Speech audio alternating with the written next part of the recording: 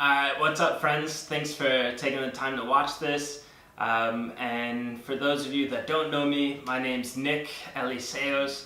I'm a yoga teacher from New York originally, then learned yoga out in California and decided to travel the world at 24 and did that for about 5 years, teaching workshops, retreats, festivals, the whole experience. And now it's 2018 and I'm living in Melbourne, Australia. I never thought I'd be here, by the way. I was in Bangkok before. And I'm creating this because I want to share a story with you all. In the past couple months, I went through quite a bit of frustration within my teaching career. Maybe some of you will be able to relate with me. And I was really confronted with this experience of having to ask myself questions on what I wanted to do with my teaching career.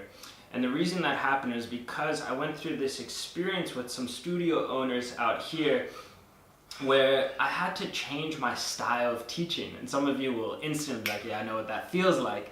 And I didn't like that. Since being a young kid, I never enjoyed being restricted or contained as far as my expression goes. I've always been very liberal in my expression. And so I butted heads.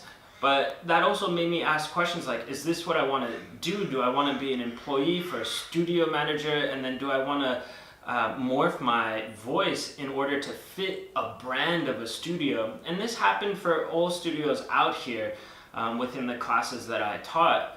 And I get it, like, yoga studios have to create this image, a brand to differentiate themselves from other studios, which on a sidetrack I think is bullshit. Like, yoga should just be yoga at the end of the day. But anyway, we live inside society.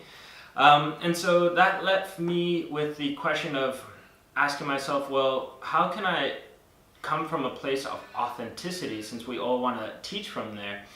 The second thing that I encountered while teaching yoga classes, which is very different from teaching workshops or retreats, is talking about pay with the studio managers. And I found something, quite unethical in that process, where a lot of the studios would first offer me either like $50 or $60 for the hour.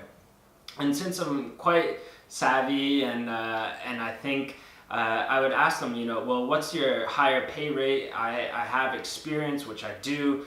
And so what would be the pay rate for senior teachers? And instantly I would go from like the 60 to $70 or 60 to $80. And I thought to myself, well, that's so interesting, why are these studios not just paying teachers a better rate first off, and why do you have to offer this type of persuasion in order to get a higher rate? And so that comes down to a lot of self-confidence and self-worth.